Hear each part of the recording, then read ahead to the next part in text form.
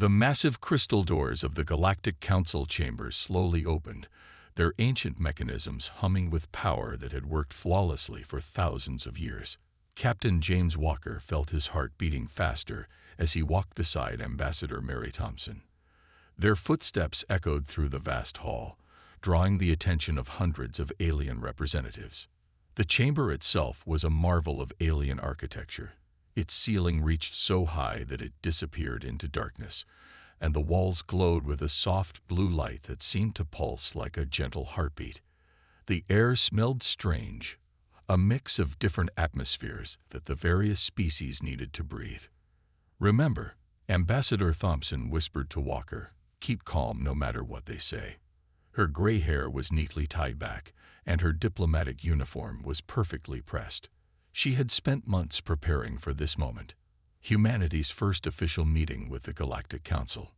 Walker nodded, conscious of the weight of his service pistol at his hip. It was a standard-issue weapon, nothing special by Earth's standards, but it marked him as a military escort. His blue uniform stood out among the flowing robes and strange biosuits worn by the alien representatives. High Counselor Vix stood at the center of the raised platform. His purple skin reflected the chamber's light, and his four eyes blinked in different patterns as he watched the humans approach. Behind him, dozens of council members whispered among themselves, their translator devices creating a soft buzz of background noise. "So," Vix's voice boomed through the chamber, automatically translated into English for the humans. "Earth seeks membership in the Galactic Council." He paused, his upper eyes narrowing. "Your species has achieved faster than light travel, yes, but your technology is." He waved one of his three-fingered hands dismissively. "Primitive." Ambassador Thompson stepped forward. "With respect, High Counselor, Earth has much to offer the galaxy. Our scientists, our culture, our military capabilities." A laugh interrupted her. It came from one of the council members, a being that looked like a floating crystal. "Military capabilities." The crystal being chimed, its voice tinkling like bells. "We have observed your weapons. You still use projectiles." More laughter spread through the chamber. Walker kept his face neutral, but he could feel his jaw tightening. He had expected this reaction. The briefings had prepared them for it. Vix raised his hand, and the chamber fell silent. "Please, show us this weapon you carry, Captain Walker. Let us see this. What do you call it?" "It's a standard-issue M45 pistol, sir," Walker replied, carefully removing the weapon from its holster. He held it flat on his palms, showing it to the council. "Fascinating," Vix said, his voice dripping with sarcasm. "You shoot small pieces of metal at high speed, while he gestured to a guard who stepped forward, have mastered energy weapons." The guard activated his weapon, which hummed to life with a bright green glow. "Projectile weapons have their advantages," Walker said calmly. "They're reliable, effective, and outdated." Another council member interrupted. "We abandoned such weapons thousands of years ago. They are children's toys compared to our plasma cannons and energy beams." Ambassador Thompson cleared her throat.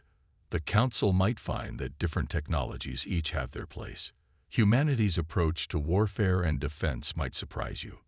"The only surprise," Vix said, leaning forward in his floating chair, "is that you would come here thinking such obsolete technology would impress us. Energy weapons can be fired at light speed, penetrate any known armor, and never run out of ammunition as long as power exists." Walker carefully holstered his pistol, remembering his training. "Let them laugh. Let them underestimate us. We look forward to learning from the Council's advanced technology," he said diplomatically. "And we look forward to teaching you," Vix replied, his tone making it clear he thought humans were barely above cave dwellers. "The Council will consider Earth's application for membership, but know this, you have much to learn about true power in this galaxy." As Walker and Thompson were escorted out of the chamber, the laughter and whispers followed them. But Walker noticed something interesting. One of the older council members, a being with gray skin and wise eyes, wasn't laughing. Instead, he was watching the humans with an intense, thoughtful expression. "They'll learn," Thompson whispered to Walker as they walked through the crystal doors. "Sooner or later, they'll learn." Walker nodded, patting his holstered pistol. "Let's hope it's later," he replied quietly. "I'd rather not have to show them exactly how effective our primitive weapons can be." Captain Walker couldn't sleep. The alien station's artificial gravity felt slightly off, making his stomach uneasy. He stood at the window of the diplomatic quarters, watching strange ships glide past in the darkness of space. Each one glowed with the bright blue light of energy weapons, the technology that the Council was so proud of. A soft chime at his door broke the silence. Walker checked the time display. It was well past the station's designated rest period. He reached for his pistol, then stopped himself. Being paranoid wouldn't help Earth's diplomatic mission. "Enter," he called out. The door slid open with a gentle hiss, revealing one of the council members, the gray-skinned elder who hadn't laughed during the meeting. In the dim light, Walker could see age lines crossing the alien's face like a map of ancient rivers. "Captain Walker," the alien said in perfect English, his translator working smoothly. "I am Counselor Dax. May I come in?" Walker nodded, gesturing to a chair designed to accommodate various alien body types. "What brings a council member to visit at this hour?" Dax moved into the room, his long robes brushing the floor silently. "I came because your weapons intrigue me, Captain. More importantly, they may be exactly what we need." Walker raised an eyebrow. "I thought the Council considered our weapons primitive." "The Council," Dax said, his voice dropping lower, "is blind to a growing threat. They laugh at projectile weapons because they haven't seen what I have seen." He pulled out a small device and placed it on the table between them. A hologram appeared, showing a star map. 3 months ago, we lost contact with several outer colonies in this sector. Dax pointed to a cluster of red dots. When our ships investigated, they found nothing. No survivors, no buildings, just empty planets stripped of resources. Walker leaned forward, studying the map. "Pirates. If only it were that simple." Dax's hands trembled slightly as he adjusted the hologram. "We call them the Swarm. They appeared from the dark space between galaxies. At first, we thought they were just another spacefaring species seeking contact." A hologram change, showing a recording of a battle. Walker watched as sleek council ships fired their energy weapons at dark, organic-looking vessels. The energy beams simply disappeared into the hulls of the enemy ships without effect. "Their ships adapt," Dax explained. "Each time we hit them with our energy weapons, they absorb the attack and become stronger. We've lost 3 fleets trying to stop their advance." He looked directly at Walker, all 4 of his eyes blinking in sequence. "But we've never tried physical projectiles against them." Walker thought about the M45 at his hip, about Earth's naval railguns and missile systems. "Why are you telling me this? Why not bring it up in the Council?" "I tried." Dax's voice carried years of frustration. "The Council believes our technology is perfect. They think we can solve any problem by adding more power to our energy weapons. But you humans," he gestured at Walker's pistol, "you kept developing projectile weapons even as you advanced. You didn't abandon the old ways just because you found new ones." A knock at the door made them both jump. Ambassador Thompson's voice came through. "Captain, are you awake?" Dax quickly stood, gathering his robes. "I was never here, Captain. But think about what I've shown you. When the swarm comes, and they will come, your primitive weapons might be our only hope." The elder counselor moved to the door, then paused. "One more thing, Captain. In 2 standard days, there will be a military demonstration. The Council wants to show Earth how superior their weapons are. Watch carefully. You'll see the flaws they refuse to acknowledge." After Dax left, Ambassador Thompson entered, finding Walker staring at the space where the hologram had been. "Everything all right, Captain?"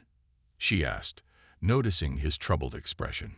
Walker thought about the swarm, about energy weapons that grew useless with each shot, about humanity's arsenal of bullets and shells and missiles. "Ambassador," he said slowly, "I think we might have seriously underestimated our position here." In the distance, through the window, a patrol ship passed by.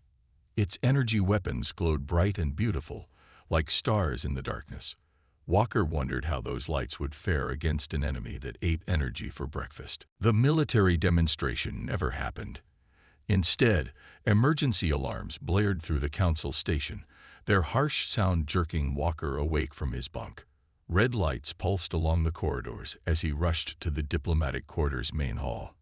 Ambassador Thompson was already there, her face pale as she watched the massive display screen. Council ships, dozens of them, were engaged in battle with dark, twisted vessels that seemed to swallow light itself. Walker recognized them immediately from Dax's warning. The swarm had arrived. "It's happening faster than anyone expected." Dax's voice came from behind them. The elder counselor looked aged beyond his years. "The swarm hit 3 systems simultaneously. The colony of New Hope is already gone." On the screen, a council battleship fired its main energy cannon. The bright beam struck a swarm vessel and simply disappeared into its hull. The dark ship pulsed with absorbed energy, growing larger, its surface rippling like liquid metal.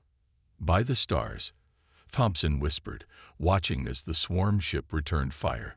Its weapon was a beam of stolen energy, amplified and twisted. The council battleship's shields shattered like glass. High Counselor Vix burst into the hall, his purple skin almost white with fear. "Impossible. Our weapons are the most advanced in the galaxy. How can they just—" He gestured helplessly at the screen, where more council ships were falling to the swarm's attacks. "Energy weapons don't work against them," Walker said firmly. "They never did. Counselor Dax tried to warn you." Vix turned all 4 eyes on Dax. "You knew about this threat. I tried to tell the council for months." Dax's voice was heavy with sorrow. "But you were too proud to listen, too convinced of your technological superiority." Another alarm sounded, and the display showed new tactical data. The swarm ships were splitting up, heading for more populated systems. Panic spread through the station as reports came in. Energy weapons across the galaxy were proving useless against the invaders. "The swarm adapts to energy attacks," Dax explained to the growing crowd of council members. "Each shot makes them stronger. They absorb the energy, learn from it, use it against us. But there might be another way." He turned to Walker. "Captain, tell them about Earth's weapons." Walker stepped forward, conscious of all eyes on him. "Our projectile weapons don't rely on energy beams. They fire physical ammunition. Bullets, shells, missiles. Simple physics. Mass times acceleration. The swarm can't absorb kinetic energy the same way they absorb energy weapons." "Primitive weapons," Vix scoffed, but the fear in his voice betrayed his uncertainty. "Against those monsters." A new alert flashed on the screen. The swarm had taken another system, this one closer to the council's core worlds. The death toll was rising by the minute. "Sometimes," Ambassador Thompson said quietly, "the old ways are the best ways." Walker pulled out his pistol, holding it up. "This might seem primitive to you, but it has something your energy weapons don't. It can't be absorbed or redirected. A bullet is a bullet.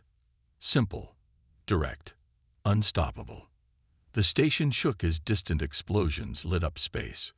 Through the massive windows, they could see council ships retreating, their once proud energy weapons now worse than useless against the advancing swarm. "How many ships does Earth have?" Dax asked. "How quickly can you arm them with these projectile weapons?" Thompson stepped forward. "We have a fleet ready, not as large as the council's, but every ship is equipped with railguns and missile systems, if you're willing to accept our help." Vix looked from the display screen showing his failing ships to Walker's simple pistol. His pride warred with his fear, but fear was winning. "The council," he started, then corrected himself. "I was wrong about your weapons, Captain Walker. We need Earth's help." Then let's hope we're not too late, Walker said, watching another council ship fall to the swarm. In his mind, he was already calculating how quickly Earth's fleet could respond, how many ships they could send, how many guns they could bring to bear. The galaxy had laughed at human weapons. Now those same weapons might be its only hope for survival. Admiral Thomas Richards stood on the bridge of the Earth battleship Thunder, watching as workers in spacesuits attached another massive railgun to the hull. In the 2 weeks since the Council's desperate call for help, Earth's shipyards had been working around the clock. "Status report," he called out to his crew. "Railgun installation at 85% complete, Admiral," Lieutenant Peters responded from her station.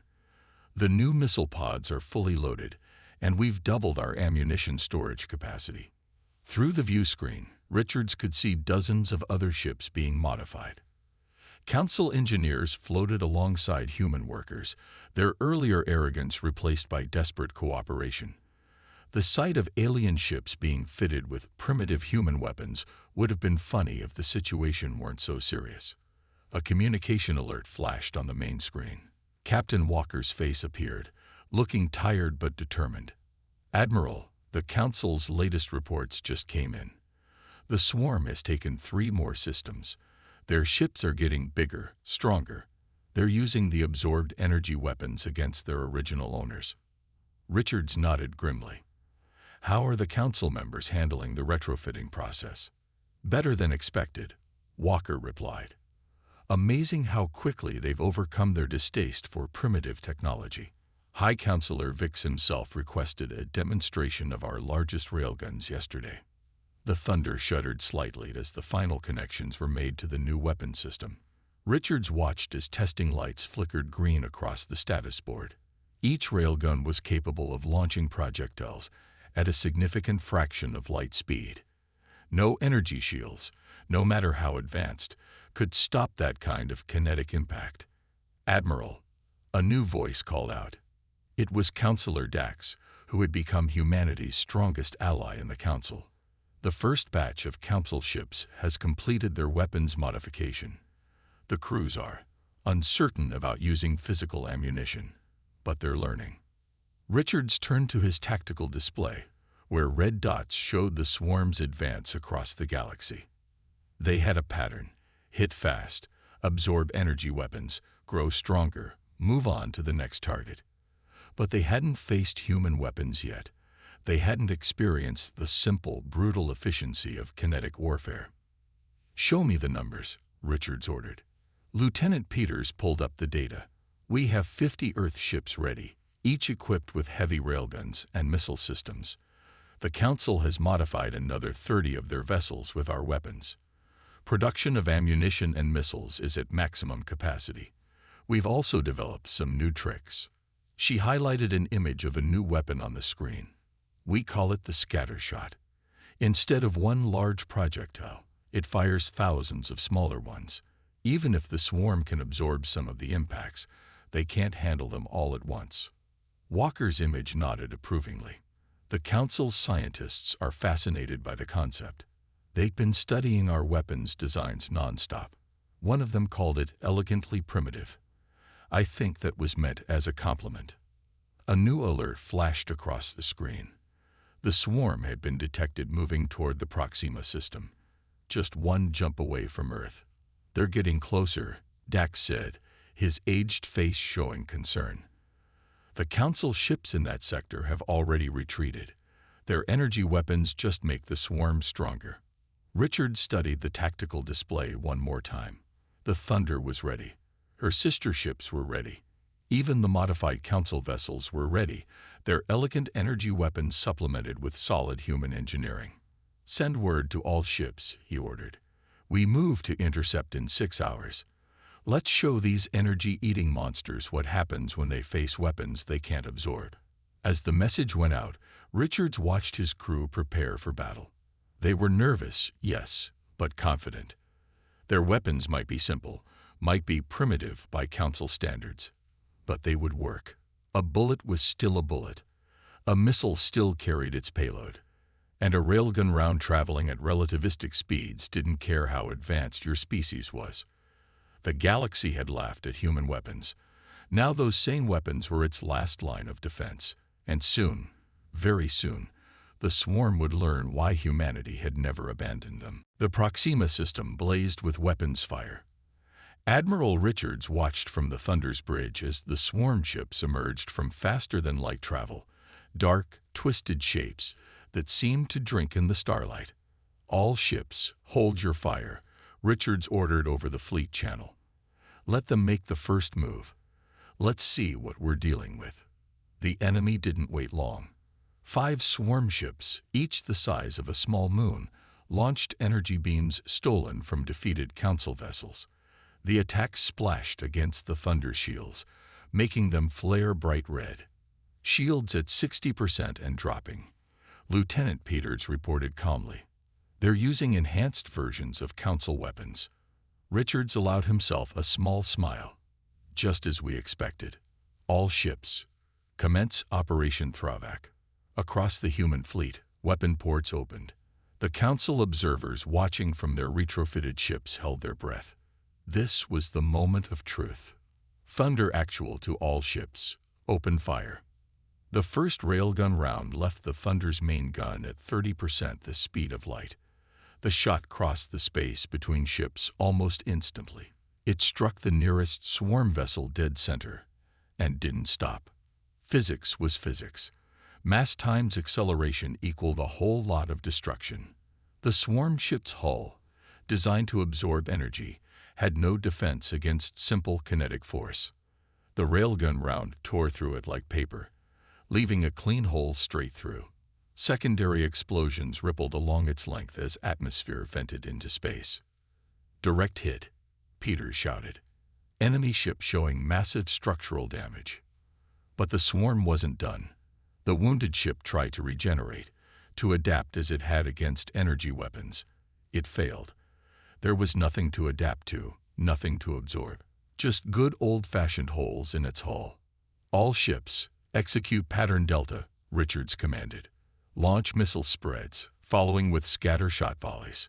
The space between the fleets filled with missiles. The swarm ships tried to shoot them down with stolen energy weapons, but for every missile they destroyed, 3 more got through. Explosions blossomed across their dark hulls. Then came the scatter shot. Thousands of smaller projectiles, fired from dozens of guns across the human fleet, created a wall of metal that no shield could stop. The swarm ship's surfaces became pockmarked with countless impacts. "Sir," Peters called out, "the Council ships are requesting permission to fire their new weapons." Richards nodded. "Grant permission. Let's see how well they've learned." The modified Council vessels, once proud of their energy weapons, now opened fire with human-designed mass drivers. Their shots weren't as powerful as the Thunder's railguns, but they worked. More holes appeared in the swarm ships' hulls. Enemy vessels attempting to retreat, the tactical officer reported. "They're not regenerating fast enough to compensate for physical damage." Through the view screen, Richards watched as one of the swarm ships tried to power up its faster-than-light drive. Before it could escape, a final barrage of railgun fire from the Thunder split it in 2. "Send word to Earth and the Council," Richards ordered. "First engagement successful. Human weapons effective against swarm vessels.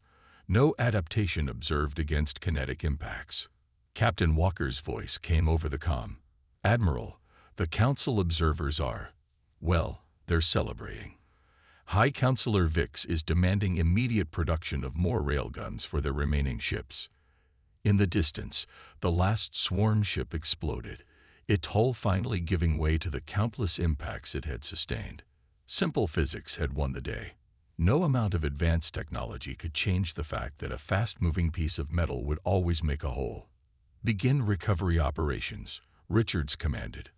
"I want debris samples from those ships, and get me a damage report from all vessels." As his crew carried out their orders, Richards looked at the battlefield. The swarm had come expecting energy weapons they could absorb and redirect. Instead, they'd met humanity's primitive arsenal and discovered that sometimes the old ways were the deadliest ways. The Galaxy wouldn't laugh at human weapons anymore. Not after today. The massive war room aboard the Council station hummed with activity. Where once elegant energy weapon displays had dominated the tactical screens, now engineering diagrams of railguns and missile systems filled the walls. Captain Walker stood beside Admiral Richards as they presented the battle plan to the assembled Council fleet commanders. "The Proxima battle proved our weapons work," Richards said, pointing to a holographic display of swarm ship wreckage. "Now it's time to take the fight to them. Every Council ship in this room has been retrofitted with human weapon systems. It's time to use them." High Counselor Vix, who once laughed at human weapons, now leaned forward eagerly. "Our crews have been training non-stop with the new weapons. The production facilities you helped us build are running at full capacity. We are ready." Walker activated a new tactical display, showing the swarm's territory in red. "Our scientists have analyzed the debris from Proxima. The swarm ships are biological in nature. They evolved to defend against energy weapons because that's all they'd ever faced. They never developed protection against physical impacts. Their over-specialization is their weakness," Counselor Dax added, his aged voice carrying wisdom earned through years of watching the swarms advance. "They evolved perfect defenses against energy weapons, but left themselves vulnerable to simpler attacks." Richards nodded to Lieutenant Peters, who brought up the attack plan. "We've divided our forces into 3 fleets. Earth ships will lead each group, with Council vessels providing support. Our goal is to hit their major hive clusters simultaneously, giving them no chance to develop new defenses." The room filled with blue light as a new simulation played out. It showed human and Council ships working together, combining old and new technologies. Railguns and missile systems merged with advanced alien targeting computers and propulsion systems. "Remember," Walker added, "stick to the new weapons. No energy beams, no matter how desperate things get. The moment you fire an energy weapon, you're just making them stronger." A Council commander raised her hand. Her species had 6 fingers and purple skin, but she wore a human-style tactical vest over her ceremonial robes. "What about the colonies they've taken?" "Our people are still there." "That's Phase 2, Richards replied, switching the display. "Once we've broken their main forces, we'll begin liberation operations. Our ground forces have been equipped with traditional firearms and artillery. No energy weapons there either." The display showed human tanks rolling alongside Council hover vehicles, all retrofitted with conventional weapons. Soldiers from a dozen species carried rifles and machine guns instead of energy blasters. "They laughed at us," Vix said quietly, looking at a human pistol on his hip, similar to the one they'd mocked Walker for carrying months ago. "We thought we were so advanced with our energy weapons. Now we're learning to shoot bullets again, like children. Sometimes the old ways are the best ways," Dax replied with a smile. "The swarm forced us to remember this lesson. Perhaps we needed the humans to remind us that progress doesn't always mean abandoning what works." Richards checked the time display. "The fleets move out in 6 hours. Every ship has been loaded with enough ammunition to fight for weeks. Remember your training. Remember Proxima. And remember, they can't absorb what they can't catch." As the commanders filed out to their ships, Walker watched the tactical display.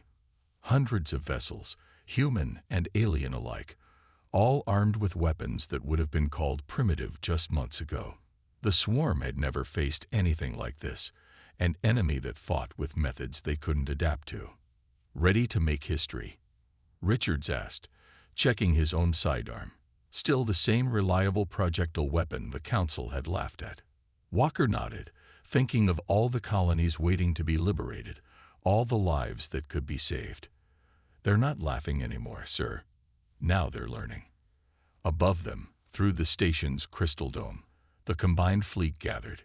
Human battleships bristling with railguns flew alongside elegant Council vessels, now armed with missile racks and mass drivers, old technology and new, working together to save the galaxy. The counterattack was about to begin. 1 year after the Proxima battle, Captain Walker stood once again in the Galactic Council chamber. The room had changed.